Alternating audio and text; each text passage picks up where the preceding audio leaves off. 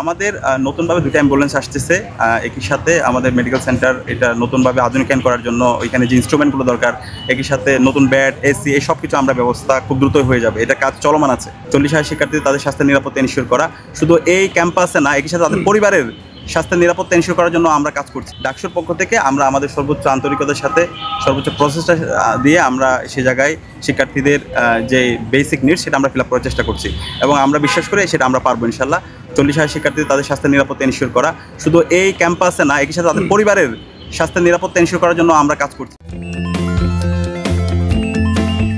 বিভিন্ন প্রতিষ্ঠানের সাথে আমরা এমওইউ করছি, যে প্রাইভেট যে মেডিকেলগুলো আছে সেখানে গিয়ে যে টেস্টগুলো করাতে হয়, তাদের পরিবারের বিভিন্ন যে ওষুধপত্র লাগে এই সব কিছুতে যেন সর্বোচ্চ ছাড় পায় সেটা নিয়ে আমরা ইতিমধ্যে ইসলামী ব্যাংক, ইবনে সিনা এবং অরোরা হাসপাতাল, অসংখ্য হাসপাতালের সাথে আমরা এমওইউ করছি।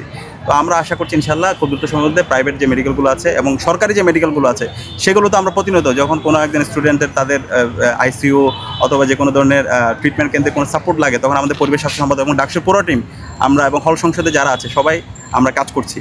তো আমরা আশা রাখি ইনশাল্লাহ এই ধারা অব্যাহত থাকবে এবং সকল শিক্ষার্থীদের স্বাস্থ্যের নিরাপত্তা, খাদ্যের নিরাপত্তা আমরা ইনশাল্লাহ নিশ্চিত করব।